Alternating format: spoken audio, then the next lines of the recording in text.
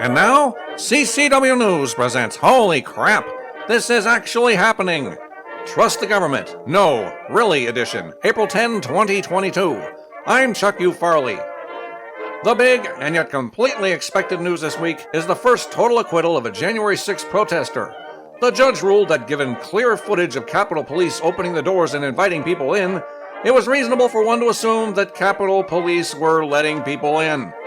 This case marks only the third completed case out of 800 people charged, one of whom was turned into the FBI by his own son.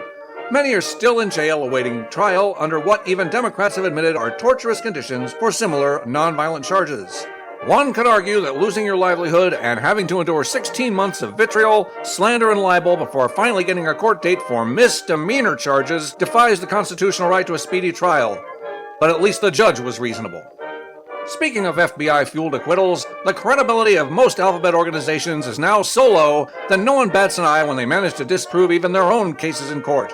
In fact, it's literally seen as non-news and thus not reported anywhere but here on CCW News. After their attempt at entrapping some wackadoos into pretend planning a kidnapping of Michigan totalitarian Governor Whitmer, the FBI had to admit they were truly terrible at their single job.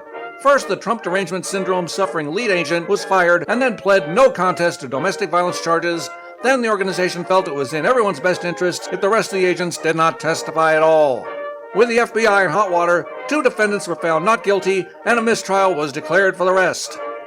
Continuing the theme of corrupt government agencies both allowing and creating crime, the Sacramento mass shooting that you won't hear about left 6 dead and 12 wounded. Perpetrators used modified handguns for fully automated fire. All 5 are violent felons that have been released multiple times and were, of course, breaking their paroles. Only 3 have been arrested and they're expected to be released soon, with California's blessing. You won't hear anything further about the mass shooting as it has been downgraded because the perpetrators were not the correct demographic to push the lefty narrative, making this no longer mass shooting, but simply gang violence, which is okay in their world. With 107 gun laws in place that still do not deter repeated felons who face no consequences, California dictator gave him new guns, is looking at making these illegal guns doubly illegal, so the felons can doubly break the law and doubly get away with it because they will be doubly ignored due to their skin color.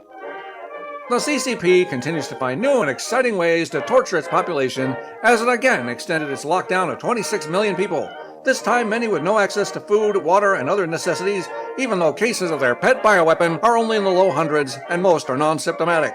With all of Shanghai on lockdown indefinitely, China's zero COVID tolerance policy may soon turn into a zero-citizen result.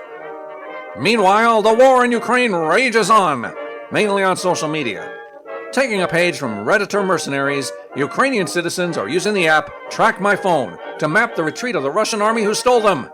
This works even better than the US military drones they were using.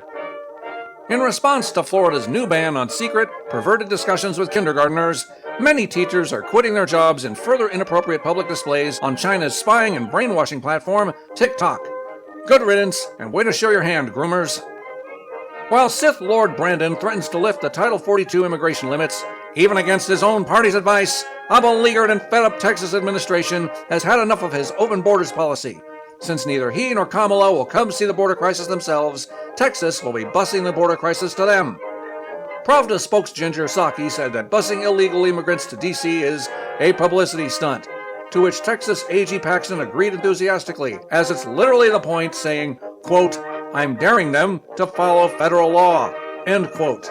Don't hold your breath. The third term of the Obama administration has yet to meet a law they didn't ignore.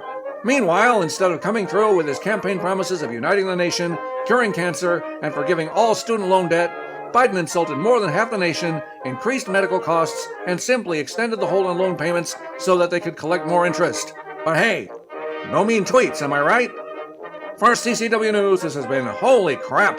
This is actually happening. I'm Chuck U. Farley. Good night, and may God help us.